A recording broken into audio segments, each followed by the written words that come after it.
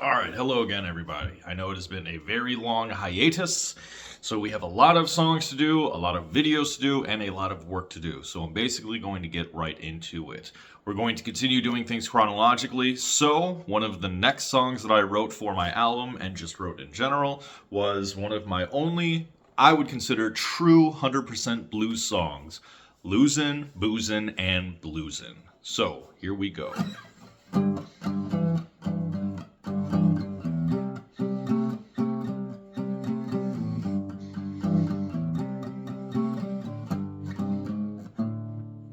Lost my band, lost my money, lost all my hopes and dreams, and baby, all of my friends. But if I must lose more, I can only pray that I don't lose you.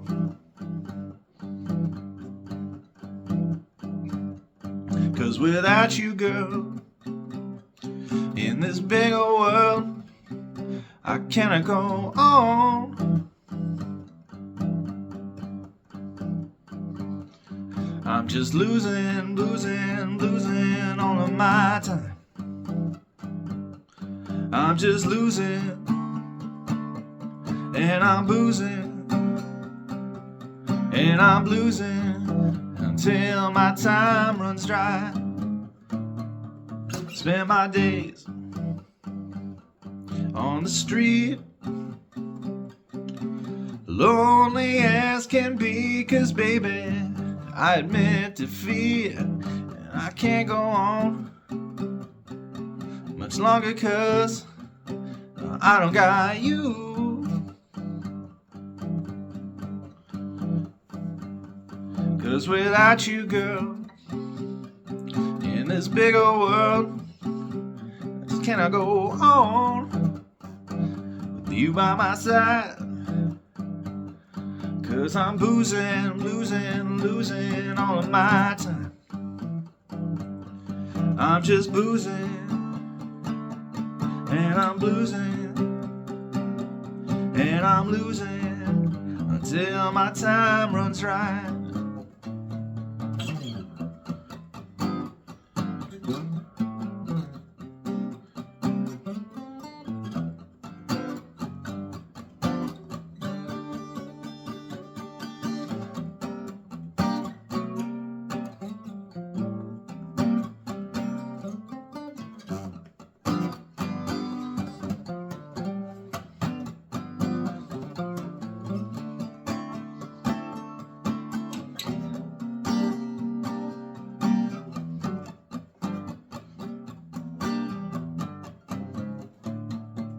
Here I am, all alone, lonely as can be, 'cause baby, I admit defeat. I can't go on now much longer, 'cause I ain't got you. 'Cause without you, girl, in this big old world, I just cannot go on without you by my side. I'm just losing all of my time. I'm just boozing, oh, and I'm losing, and I'm losing until my time runs dry.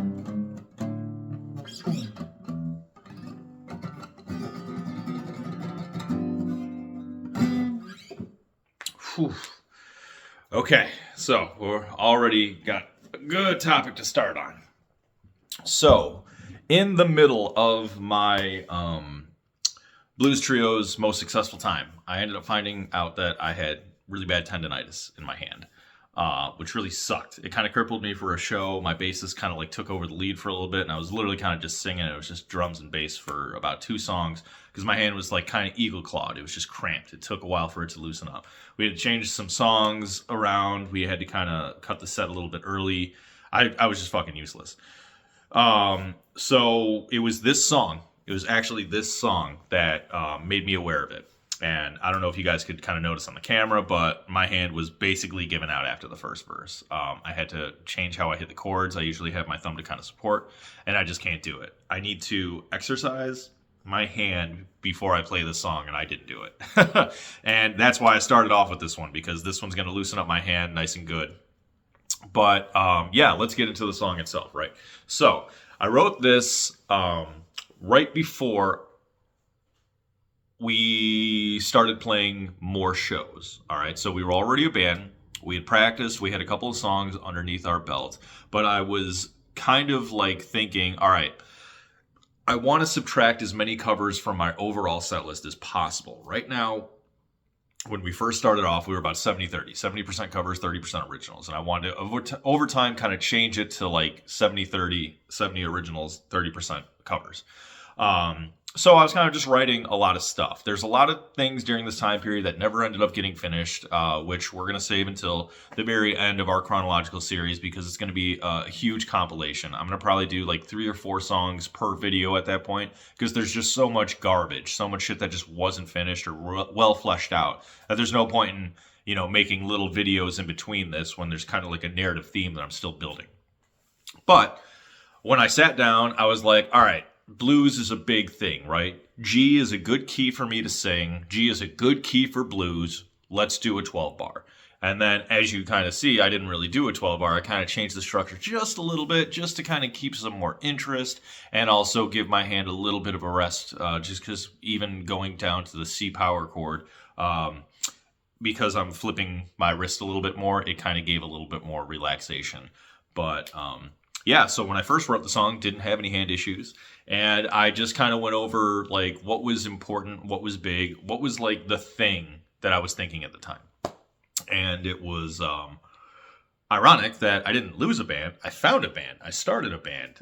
So the first lyrics is "Lost my band."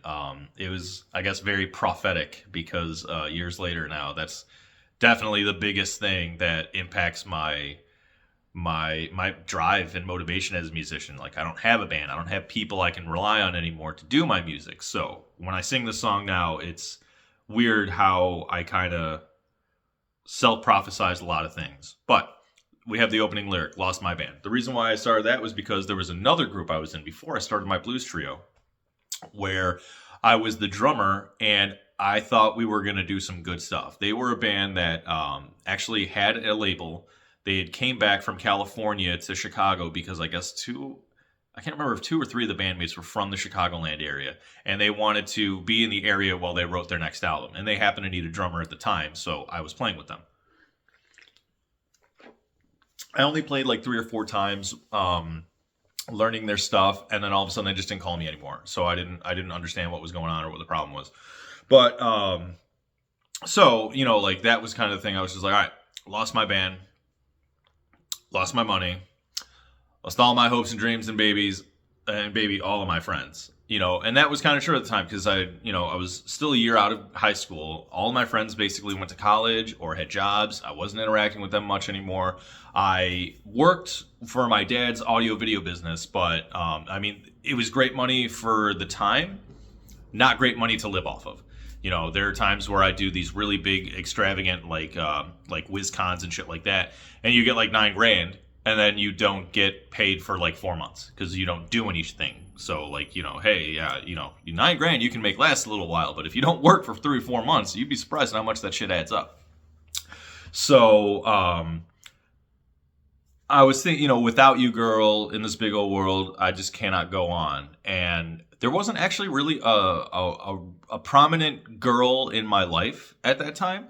So I guess it was more of a metaphor of just how music had become my love, my figurative love of what the thing that I just wanted to do the most.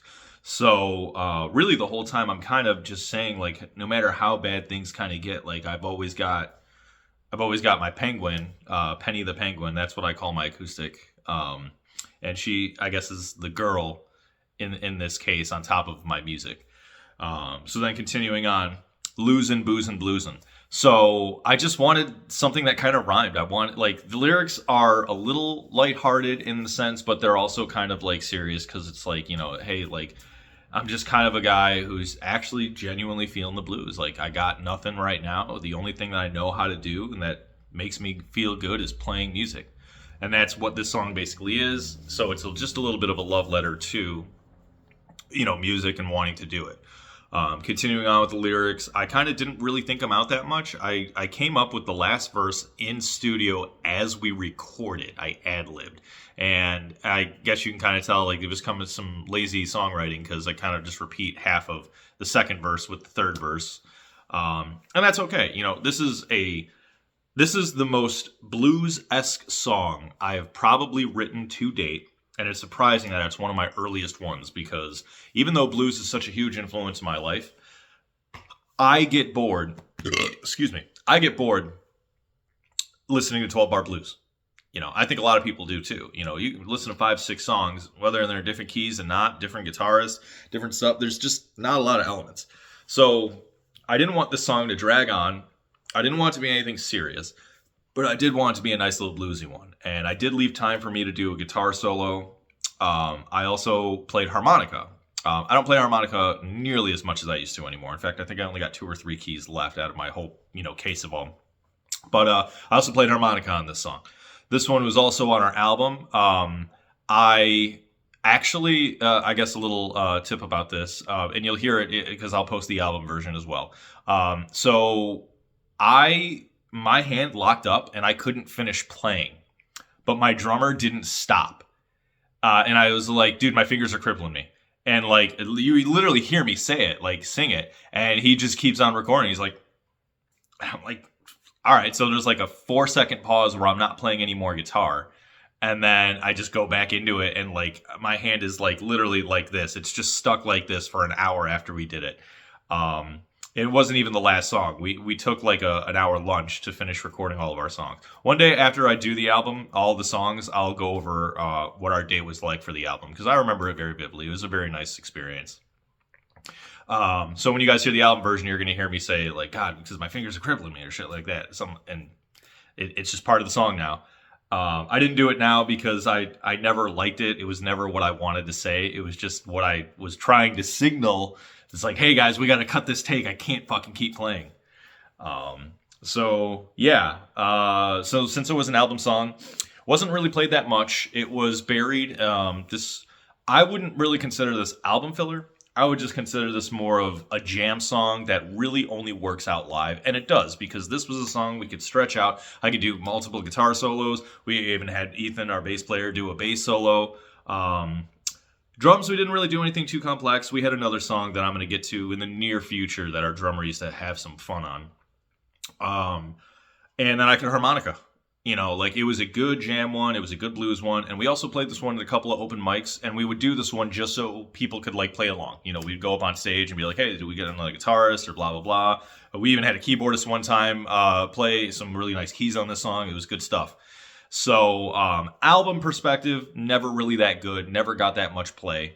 However, live, it was a good jam song. Usually had some good feedback. And everyone always loved seeing me play harmonica because what I had is I had a special microphone stand that had my harmonica on a clip. So I didn't like the head thing. I fucking hated having that like so close to your mouth and then you're like Darth Vader, like you sing like this and then you do like this. I fucking hated that. So I had an actual clip that would hold my harmonica. So everyone would always have these weird looks because I'd only play it for about 3 songs out of our entire set. And then I would just scoot over, playing harmonica while I'm playing guitar. Always got a good crowd reaction. So I remember that. What else? We stopped playing this song live around the time that our album came out because I had written so much more engaging work. I didn't really feel it was necessary. However, I do this song from time to time acoustically. Or I should say I did this song from time to time acoustically because it actually really does work out as a good acoustic one. When I was talking with my drummer about doing our 10-year anniversary remaster, I actually was telling him, like, hey, if we do anything for Loosin, Boozin, Bluesin, I just want to do an acoustic version. Because I think that's really what this song is the most. And that's why I keep looking at my acoustic guitar because I don't know why. This song is something I'm proud of because it really showed that, I'm going to get real for a second. There is a lot of problem in the world today when you do something that's not necessarily sincere to yourself. All right. I don't want to say too much to get anything, but I think you guys kind of know what I'm talking about because I play blues. And when you think about blues, especially in its early history, I am probably not the type of person you would think who would maybe be on that genre. However, all right, I spent a lot of my early life listening to blues musicians. My dad took me to bars because this was the 90s where you can get away with this shit because he used to run sound for these bands, and I would hear and I would see these amazing, phenomenal blues artists have this soul, this power, this emotion, and it left a huge, deep impression on me. This song, all right, may not be the greatest song that I've written, but it was something I was proud of at the time because it showed a level of sincerity that, yes, this is something I feel, this is something I believe, and this is something that I know I can share and have an authenticity to. So even though this song may not get the best reception compared to a lot of my other work, this is actually a song that I would say is one of my hidden gems and one of my, at the time, one of my most proudest works because it was sincere. It was 100% true. And even now in the future, it's become very self-prophesizing because I lost all my hopes and dreams. I don't have money. Music is the only woman in my life now because I'm divorced. And yeah, I don't got any friends anymore. So yeah, maybe I just self-fulfilled this whole thing. But either way, it's a song that's always near and dear to my heart, and probably one I'll play a lot more acoustically. So yeah, this is one video down. I'm going to do multiple ones today, and I'm just going to post some more over the week. By next week, we are going to have a more consistent schedule. So until then, you guys just enjoy the flood that's going to happen on your guys' feed. Take care.